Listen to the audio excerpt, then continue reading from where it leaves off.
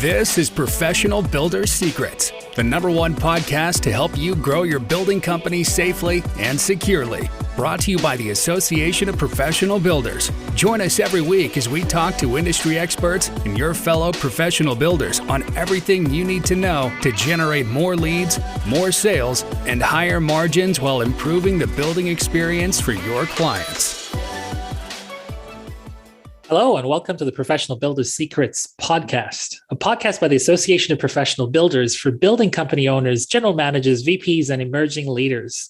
Here we discuss all things running a professional building company, from sales processes, financials, operations, and marketing. Today, I'm joined by Trevor Salter, Managing Director of Salter Builders, a local boutique family-run business operating in Nelson, Tasman region, all the way in New Zealand, building bespoke, architecturally designed homes. Trevor, welcome. How are you doing today? Yeah, very good. Thanks, Bosco. Nice to catch up finally. Yeah, I really appreciate your time today, all the way from New Zealand. Trevor, let's start off with something really, simple, but tell us a little bit about Salter Builders and what you specialize in, just so that the audience knows a little bit about what you do. What we generally focus on now is the higher end of the market, delivering houses that are outside the norm. Generally our clients are building their last home, not their first home. So they may have been through the experience before, and they've been able to obviously come up with ideas on how they want their final house to be. And one of the things that we specialise in is difficult construction, which here in Nelson is a lot of hillside construction. So building on steep slopes where access is not that great, basically anything that is outside of the ordinary, where what it's allowed us to do is really narrow the field that we're competing against, because most builders generally will steer clear of anything that's too difficult. So it gives us that ability to be bespoke and be a specialist in what we do. What was your background prior to getting into the building industry? Is this something that came naturally to you? If we go back down memory lane, what compelled you to get into it? It was one of those things that when I was at school, it was definitely something that I wanted to do. Always was good with my hands. I really enjoyed making things. And that was, anything in my childhood where I could actually create something. There's a lot of satisfaction in creating a physical thing that you can then look back and go, that's taken a lot of effort and looks quite impressive. So when I was at school, best two subjects were woodwork and technical drawing. So it was leading me down that path. I had a really good friend who joined the New Zealand Navy, and he was a year ahead of me, and he sort of sold me on that idea. So I had to put the building career on hold and set about joining the Royal New Zealand Navy. And I'm glad I did. It was a really good experience. Spent several years traveling, saw the world. But it wasn't a long-term thing for me. And I got out of the Navy and ended up on the west coast of the South Island, actually working in the tourism industry. Again, that was a fill-in for me, but it ended up being 9 years of that before I decided it was time to actually follow my passion and follow my dream and actually go into the industry. And my partner at the time, who is now my wife, knew somebody who put me in contact with a builder in Christchurch, and that was my opening to actually get into the industry. So, he offered me a job, and it started from there. And as they say, that's the start of history, right, in the making.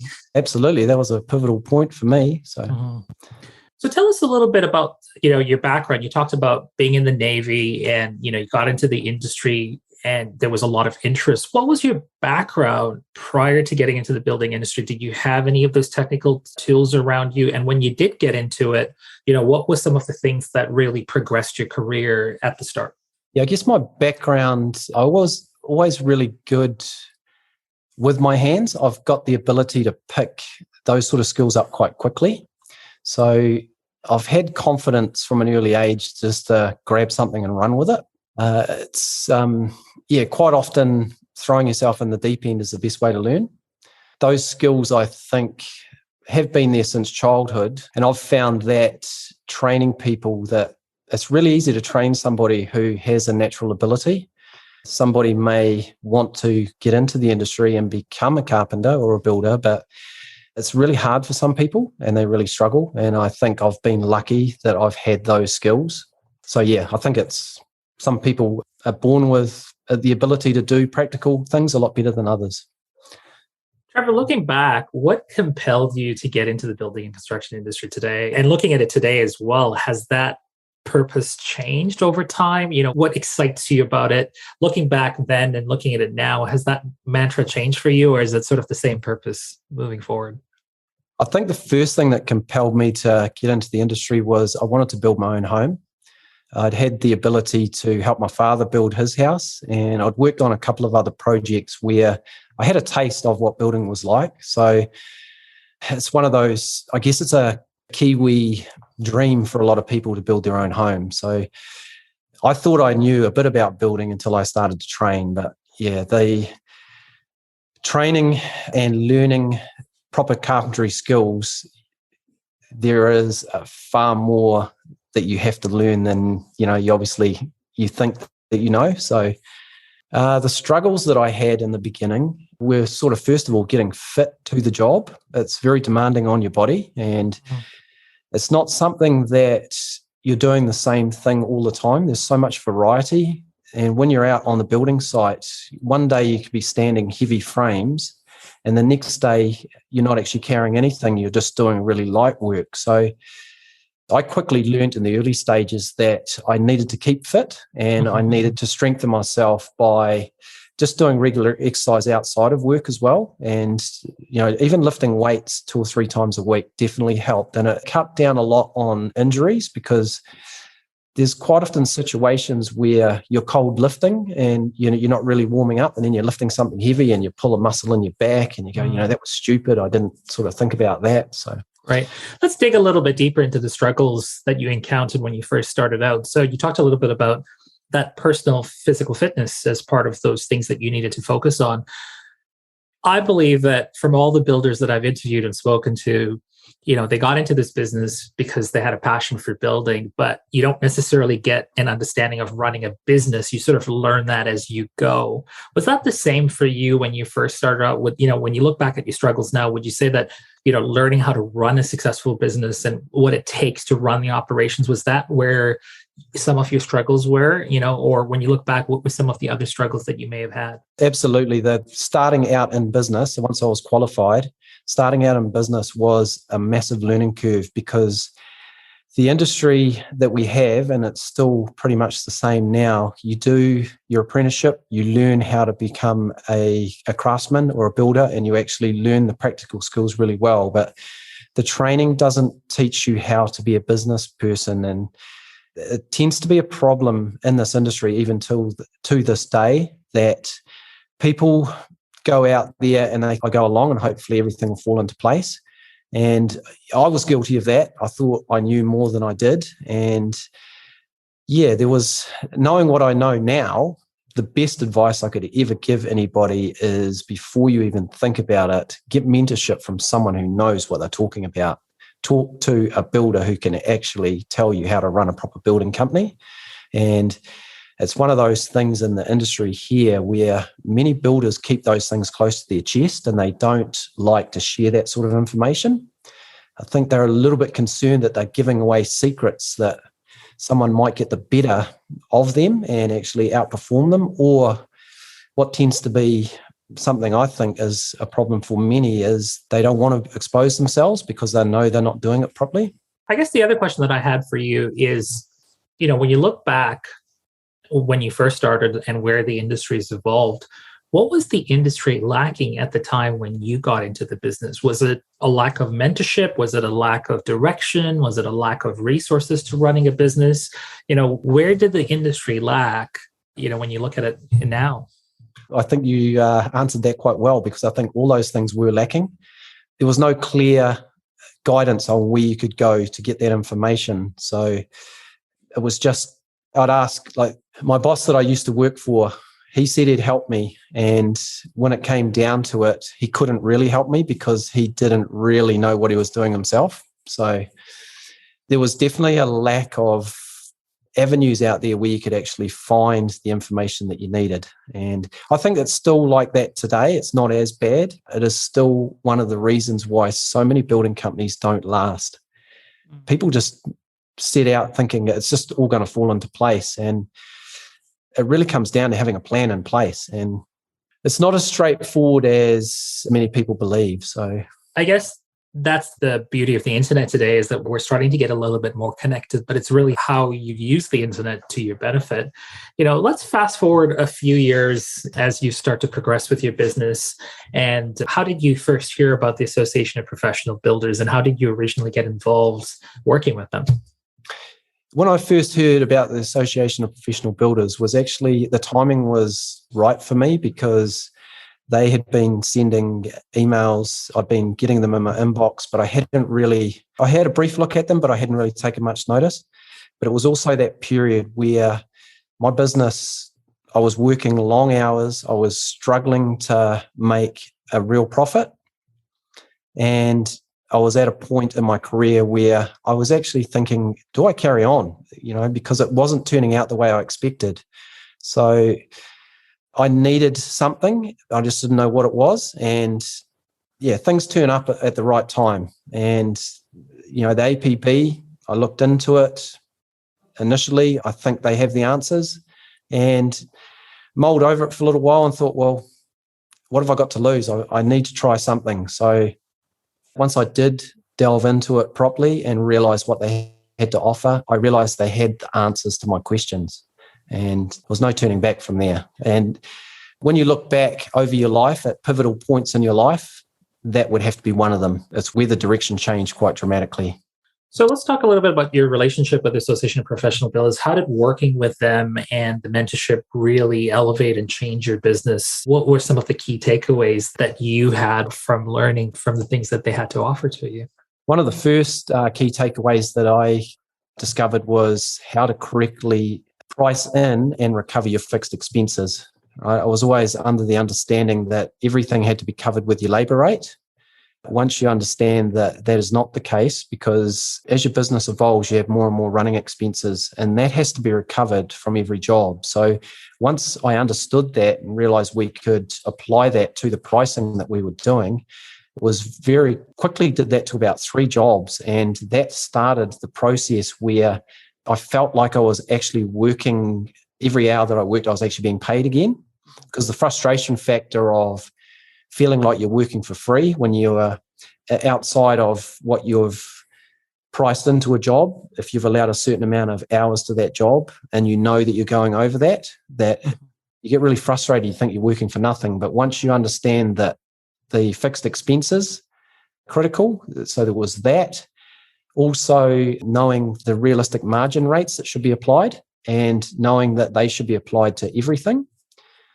Right. So like I said earlier, the first 3 jobs we did that to really changed the game for us, and the money side of things turned around quite quickly because they were reasonably big projects. It sounds like you had a lot more financial awareness of your costings and your projections to your clients as well, from what you're describing. If you look back at some of those key turning points for your business acumen and path, what were some key applications that made significant impact to the business? It sounds like you're talking a little bit about the calculations and costings as well, but let's talk a little bit about those key applications through the mentoring. And I know the mentoring has different levels, so I'm sure there were things that you were learning as you were growing through, but I'm just curious, what did you apply that really made a significant impact to you? The mentoring basically made me accountable initially. So I started mentoring the mentorship with Andy, and he basically put some fairly hard deadlines on me, and I had to set myself some targets and putting a plan together, knowing where I was going, because I was adrift. And once I set a plan in motion and actually sat down and decided where I wanted to be, how much money I wanted to make, and what I wanted my business to be, again, something as simple as telling me to specialise. Most builders, when you tell them become a specialist, they absolutely freak out. They go, but I'm going to miss out on all this other work. I think a lot of it is just belief. You just got to believe. You got to believe in what you're being told is actually true. Let's talk about success a little bit. Everything that I know about success is that it leaves blueprints. And I'm sure your business has left a blueprint behind and moving forward as well. What are some of the key reasons for the success of your business? You talked a little bit about transforming your business into a niche speciality. I think that's a really powerful statement because a lot of businesses don't look at that, with the lens of opportunity. They might look at that and go, well, we're missing out on that market, the rest of the bigger market. What were some of the key success blueprints for your business?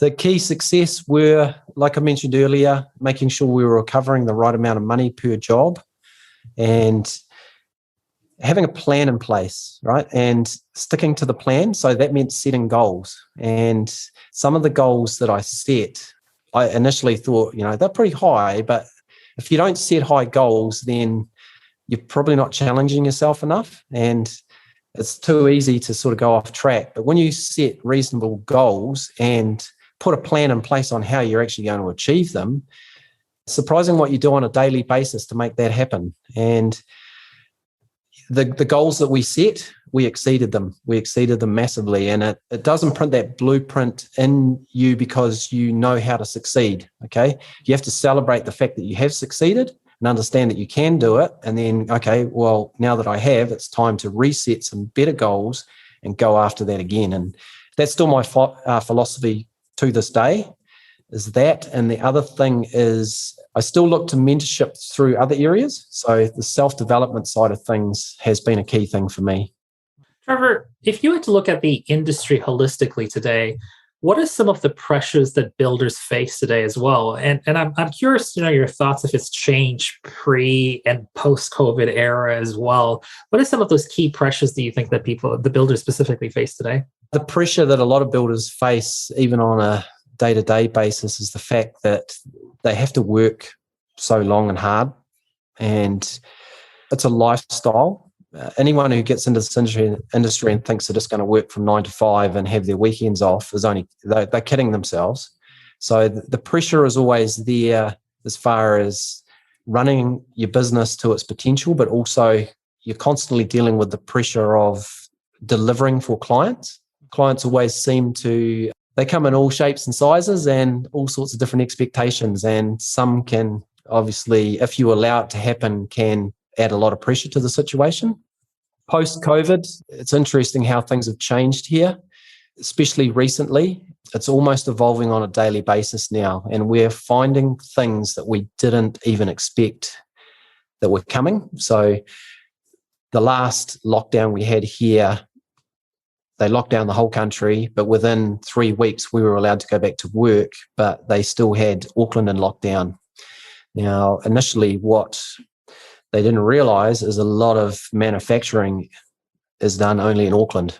So it quickly started to have a domino effect where certain things were getting harder to get hold of. And we're still dealing with that now. And even though Auckland is up and running again, the supply chain issues are just getting longer and longer. And every day now, we're just finding things that we didn't expect. I just had today actually a contractor come back to me and say that he couldn't even look at doing anything for us for 3 months. So timelines are being affected as well. How are you coping with the challenges and risks that comes with the supply chain issue? And I think everyone here is dying to hear. We have listeners from everywhere. We have listeners from Canada, the US, New Zealand, Australia. And I think the question that everyone is asking is, are we going through the same issues in different countries, in New Zealand, in Australia, in North America as well? So how are you coping with those challenges, when it comes to the supply chain issues as well?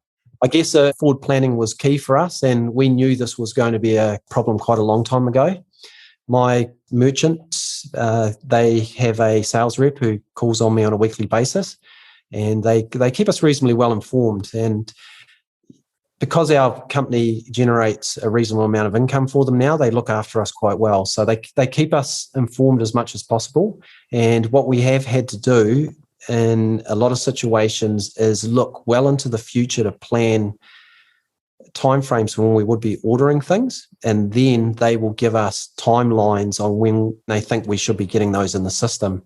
And this year in particular has been quite trying on our cash flow. We've basically, since the beginning of the year, spent over $250,000 on stuff that we're yet to put into our builds. So forward buying basically is what you're doing. We've got them, but we just can't put them into the build because it hasn't got to that stage. But it was a combination of not only the supply, but things actually going up as well, that price increases. So, and you also have to mitigate and manage that risk that comes with the forward buying, because you know that, the work is coming, but you also want to make sure that you have the storage for the supplies so that you can deliver on that work. And that also takes a fine balance, which is pretty incredible to hear. Do you feel that forward planning and bulk buying, or, having the relationships with the vendors so they can keep you, informed, do you feel like these are things that all builders should be thinking about moving forward? Yeah, and it's something we have been trying to instill in a lot of builders around here, because you don't want people panic buying. Obviously, if you plan well enough ahead, then you've got enough time to make it happen. But if you don't plan well enough and then you leave it to the last minute, then the panic sets in and people make silly decisions and end up buying far too much because they think, well, if I can't get what I need, I'm going to make sure I can get as much as I can and hold on to it, which doesn't help anybody. It's like the toilet paper effect during the pandemic when everyone was panic buying, right? Totally absolutely. So how is the industry in New Zealand embracing innovation, and what are some of the advancements or key advancements and trends you're seeing in the market today when it comes to the residential construction and also bespoke building? What are some of the areas that you were paying attention to moving forward? So innovation in this industry is always evolving, and it seems that as time goes on, we get more and more products and things that we can use. One of the key things that's become almost mainstream here now is the use of waffle slab concrete floor systems.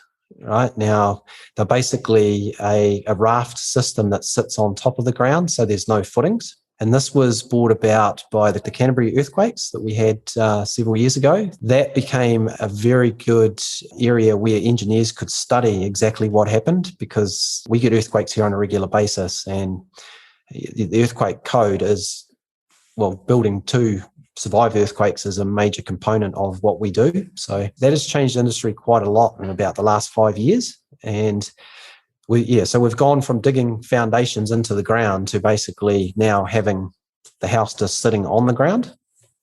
And in an earthquake situation, that's supposed to just ride the earthquake out a lot better, and it can deal with it. Other innovations would be the use of solar, especially here in Nelson. And many people now are putting solar panels on but still being plugged into the grid, so that they've got the option to generate their own power, but if they don't generate enough, they can still draw from the national grid.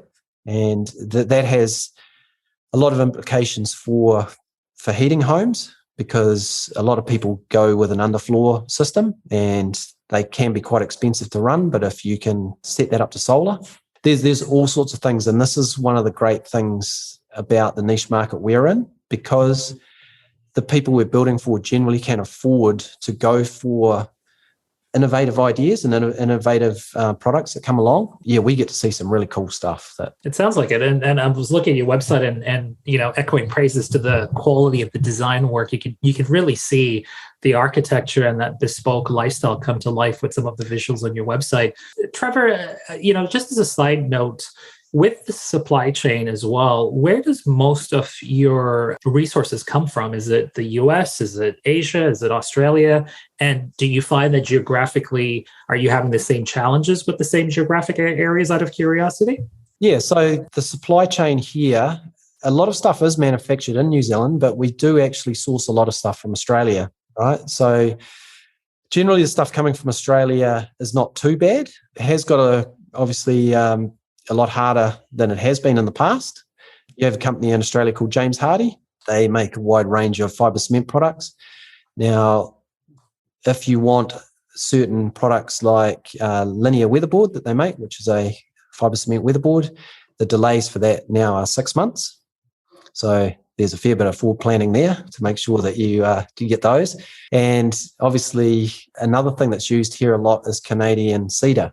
So again, that is now, what they do is they import in the sawn timber in big slabs, and it's brought into the country, and then it's actually seasoned outside here for 6 months before they turn it into the final product. So again, the delay on that is now 6 months as well. If we, generally, I think a lot of people are now turning to what is manufactured in New Zealand, knowing that we can get it sooner. Right. We're lucky as far as timber goes. We grow a lot of timber here, and we pretty much, as far as I'm aware, all the timber apart from cedar and specialist products, all the general timber we use in construction is from here. Let's switch to another hot topic, and this is around the shortages of skilled trade workers or shortage of skilled workers as well. What are you doing to address this shortage in your industry, specifically with your company as well? Do you recognize it as an issue in New Zealand, and what are you doing to try to overcome that? The shortage of labour has definitely been a hot topic lately, and we've been involved in a working group through the Master Builders. So locally, I sit on the Master Builders executive, currently the Vice President of the Nelson Tasman Master Builders. And we did a working group with the training authority that trains apprentices. And they gave us an insight into the pipeline of work that's coming. And it seems that most parts of the country are actually in a growth phase. So they've highlighted the lack of skilled workers. So we've had 3 of these working groups where we've tried to identify how we're going to recruit all these people into the industry. And we're looking at other areas that you wouldn't normally look. And one of the biggest untapped parts of the market is females, right? Attracting females into the industry. And we actually have a female apprentice of our own. And we find that they're definitely up to the task. It's just, I guess it's it's a hard thing for some women to think, okay, I want to go into a male-dominated industry. But so there's that, and generally just trying to put it out there that even if you're, say, in your 30s or even your 40s and you had enough of what you're doing, that it's still not too late to retrain.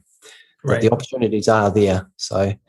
And that's a pretty inspiring thing to hear, that you talk about having a female as an apprentice, and this is something that we look at as legacy building. We're seeing a lot of different people and brands taking that initiative to introduce this workforce to all genders as well. How do you feel you are leaving a legacy for future builders? What are some of those successful milestones that you're really proud of over the last few years? The legacy I'd like to think that we're leaving is, I like to think of myself as a leader as opposed to a follower. And one of the phrases we use is, we don't run with the herd. So we look to do things differently. And even my dealings with the APB has allowed me to pass that information on to several people in the region here. And I know there are several people here who have become members because of what I've actually passed on to them. Through my work through the Master Builders, again, trying to mentor younger members. So once somebody is accepted as a younger member, that we actually spend some time with them and steer them in the direction of where they can get the help. It's something I wish I had. Someone comes to you and say, hey, look, I can tell you what you need to know if you're prepared to listen. If you want some help, there's help here, and I know where I can steer you in that direction as well. So yeah, it's the power of mentorship, isn't it? When you have someone that can sort of hold your hand and take you through those hard times as well. Here's a bit of a hard and personal question. What advice would you give a younger version of yourself getting into the industry today? You have this sage wisdom about what you do, obviously, and you've got quite the illustrious career. But looking back now, what advice would you give a younger version of yourself? Be careful what you wish for.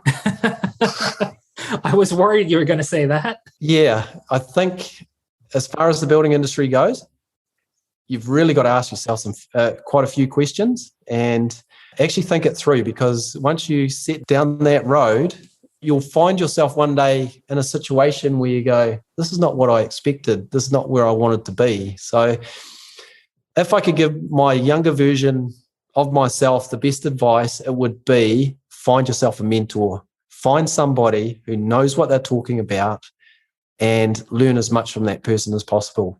It sounds like you found that mentorship with the Association of Professional Builders with Andy and the team. It sounds like there's been a lot that's been shared with you that you've managed to apply as well. Absolutely. Well, Trevor, I could talk to you for hours on the industry, but I think I'm going to save my most favorite question for last, and this is it right now. And I'd love to hear your take of it, obviously looking at it from a New Zealand perspective as well. What is the state of the residential construction industry in New Zealand, and what is it evolving to moving forward, in your opinion? The state of the residential building industry in New Zealand at the moment is it's at a level I've never seen before. And what I mean by that is the demand. There's so much demand out there that, especially here in the Nelson region, if you pick up a real estate magazine, it's minute, it's so thin, there is hardly any listings because people don't want to sell their house because they know there's nothing available. There's so many people looking to build. You look at certain subdivisions and the stages they haven't even developed have been pre-sold. People have signed up with a company who's going to build their house in 2 years' time. We've never seen this before. And it's because of the situation the world is in at the moment. I think for New Zealand, a lot of people look as this is a place to escape. There are a lot of New Zealanders who are still trying to get home. It's a good time to be in the industry. And I don't think we've ever been able to look so far into the future and understand that if you did want to get into it, then, times are good and they're going to be good for quite a while from what we believe. So. Well, for our listeners out there, Trevor, any final words of wisdom or sage advice outside of be careful what you should wish for? Is there anything you'd like to end our amazing interview with today as far as, intellectually stimulating our audience?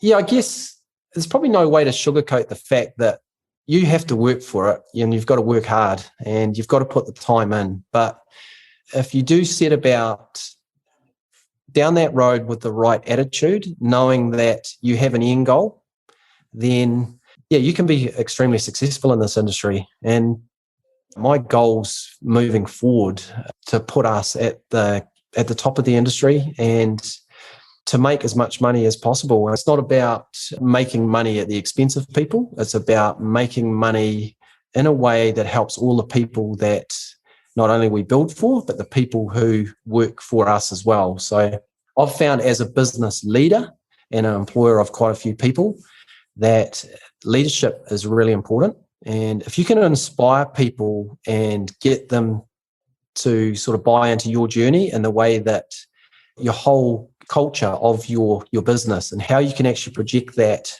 moving forward and how you can help them also be successful. And I've found that with the people who work for me that I give them opportunities that a lot of other employers won't because I consider them to be my family.